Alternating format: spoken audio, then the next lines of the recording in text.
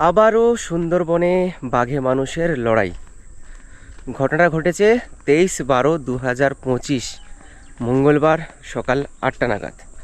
আবারও সুন্দরবনে বাঘে মানুষের লড়াই। ঘটনা ঘটেছে 23/12/2025 মঙ্গলবার সকাল 8টা নাগাদ। কার সঙ্গে হয়েছে, কোথায় ঘটনাটি ঘটেছে এবং কোন গ্রামের বাসিন্দা ছিল, সেগুলো আজকের এই পর্বের মাধ্যমে আপনাদের সব জানাচ্ছি। মূলত ঘটনাটি ঘটেছে আমাদের সুন্দরবনের কলস জঙ্গলের পাশে বা চুলকাঠি জঙ্গলের পাশে, বিজিয়াড়া বা অনেকে বিজুয়াড়াও বলে থাকেন, সেই জঙ্গলে। আর যেখানকার বাসিন্দা সঙ্গে ঘটেছে তিনারা হলেন গোবর্ধনপুর কোস্টাল থানার অন্তর্গত শতদাসপুরের শঙ্করী নায়ক বলে একজন দিদিভাই।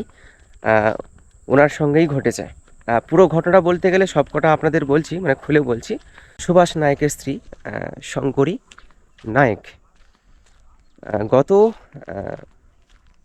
সোমবার অর্থাৎ 22/12/2025 তো এই রকম নাগাদ সুভাষ নায়ক এবং ওনার স্ত্রী শঙ্করী নায়ক, যার সঙ্গে মূলত এই বাঘে মানুষের লড়াইটা ঘটেছে, তা বাদে আরও 3জন সঙ্গীদের নিয়ে ওনারা হচ্ছে এই চুলকাঠি জঙ্গল বা কলস জঙ্গলের পাশে এই মাছ কাঁকড়া ধরার জন্য ওনারা গিয়েছিলেন।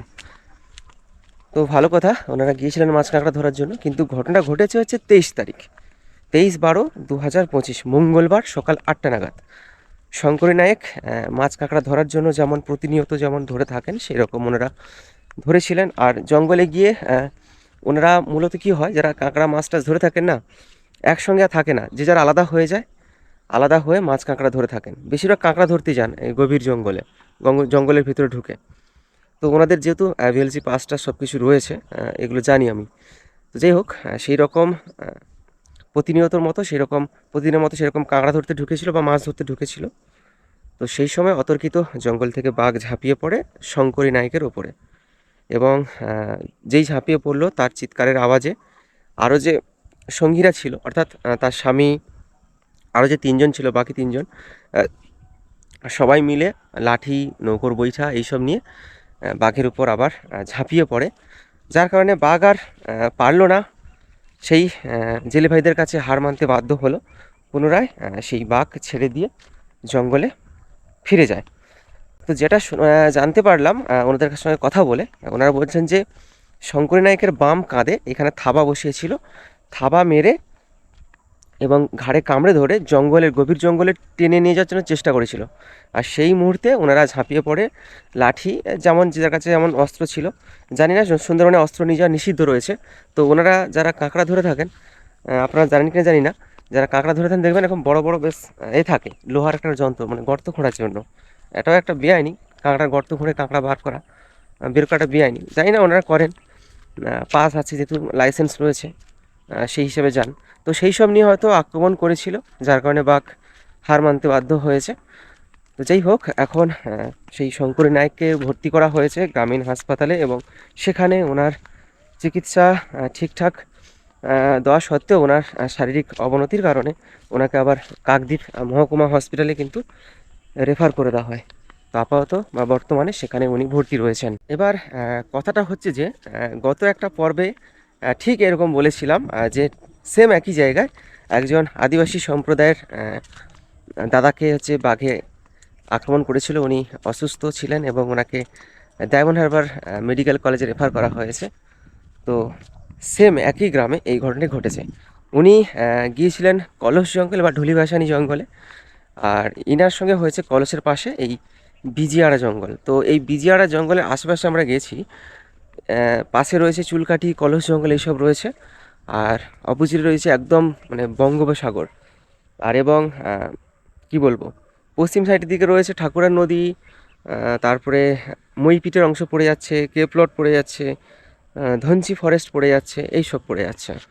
কিন্তু এই যে বিজিয়াড়া জঙ্গলটি যে খুব বড় তা নয়, মোটামুটি বড়, আর এতে বাঘ আছে এটা কনফার্ম, কেননা পাশে কলস জঙ্গল।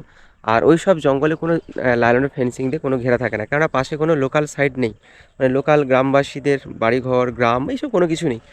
তো যার কারণে কি হয়, ওখানে মাছ কাঁকড়া ধরতে গেলে এখানে যারা যান খুব সাহসী হয় বটে, না হলে কার সাহস আছে এরকম জায়গায় গিয়ে কাঁকড়া ধরবে বা মাছ ধরবে?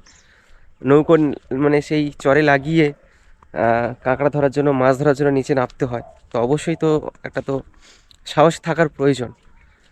কথা হচ্ছে, একটা পর্বতে আমি বলেছিলাম যে এই যে শীতকাল চলছে, মানে ঠান্ডা পড়ে রয়েছে, এখনও ঠান্ডা পড়ছে, প্রত্যেক বছর যেমন হয় বাঘে মানুষের লড়াই, লোকালয়ে বাঘ চলে আসে, এই যে ঘটনাগুলো শোনা যায়, এটা বাস্তব আর শোনা যাবে, এটা আমি বলেছিলাম।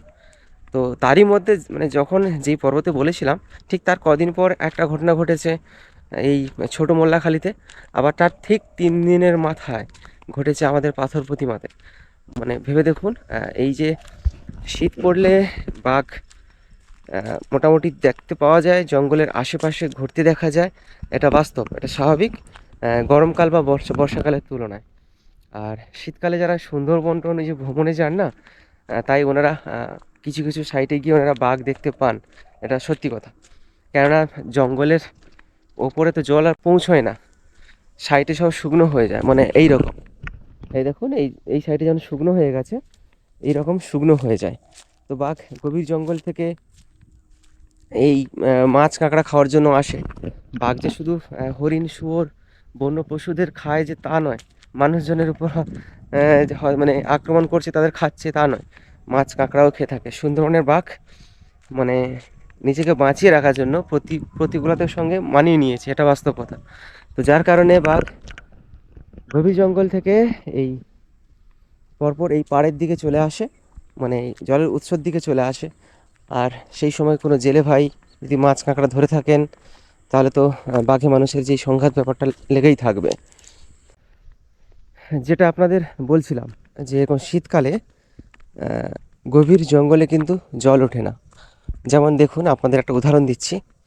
এই যে একটা ঢিপি রয়েছে, এটা কিন্তু এমনি বর্ষাকালের দিকে এটা পুরো ডুবে যায়, আর একদম বাঁধের কোলভাগ পর্যন্ত জল চলে যায়। কিন্তু এই দেখুন শীতকালে দেখুন এখানে কোনো জল নেই, পুরো একদম ঠকঠকে শুকনো। এগুলোতে মানে মনে হচ্ছে ভেজা, কিন্তু হাঁটলে আপনার পায়ে কাদা লাগবে না, কিছু হবে না। কিন্তু দেখুন এখন জোয়ার আছে, এই দেখুন। আর নদীর জল দেখুন একদম একদম নীল হয়ে রয়েছে, একদম দেখুন জোয়ার এখন কিন্তু। কিন্তু দেখুন এই সাইডে দেখুন জল নেই। তো যেটা কি হয়, যখন এই জঙ্গলের ওপরে যখন জল পৌঁছবে না, তখন হরিণ বলুন, শুয়োর বলুন, এরা কি হয়, জল খাওয়ার জন্য বা ঘাস খাওয়ার জন্য বা অন্য কিছু খাওয়ার জন্য তারা এই জলের উৎসর দিকে চলে আসে, মানে এরকম উৎসর দিকে চলে যায়। এবার বাঘও সেই হরিণ, বন্য শুয়োর, তাদেরকে আক্রমণ করার জন্য বা ধরার জন্য তাদেরও পিছু নেয়। এবার সেখানে গিয়ে যখন দেখে কোনো মানুষ বা জেলে ভাই মাছ কাঁকড়া ধরার জন্য সেখানে রয়েছে, তো অবশ্যই তাদের উপর তো আক্রমণ করবে এবং প্রতিনিয়ত ঘটতে থাকবে এরকম বাঘে মানুষের লড়াই। কারোর ভাগ্য ভালো থাকলে বেঁচে ফিরে আসবে, না হলে উপরওয়ালার হাতে মানে কিছু করার নেই, আর যা হবে সেটা মেনে নিতে হবে। তো আর কিছু বলার নেই। তো যাই হোক, আজকের পর্ব এই পর্যন্ত। তো এটা নিয়ে বড় একটি পর্ব আসছে, এই যে বাঘে মানুষের লড়াই, শঙ্করী নায়কের সঙ্গে যেটা ঘটনা ঘটেছে, কি ঘটেছিল ওনার মুখ থেকেই শুনবো। কিন্তু এখন তো উনি হসপিটালে ভর্তি অবস্থায় রয়েছেন, এই মুহূর্তে ওনাকে গিয়ে অযথা বিরক্ত করাটা মনে হয় ঠিক হবে না, বা ওনার স্বামীকে বা এরকম করাটা ঠিক হবে না। তো অবশ্যই আমরা ওনাদের কাছে যাব এবং পুরো তথ্য নেব, কি হয়েছিল না হয়েছিল, কি কারণে এই জিনিসটা ঘটেছে, সেগুলো আপনাদের তুলে ধরার চেষ্টা করব। আজকের মতো বিদায়, পরবর্তী পর্বতে আপনাদের সঙ্গে আবার দেখা হবে। চলুন, সুন্দরবন থেকে সবাইকে জানাই স্বাগত।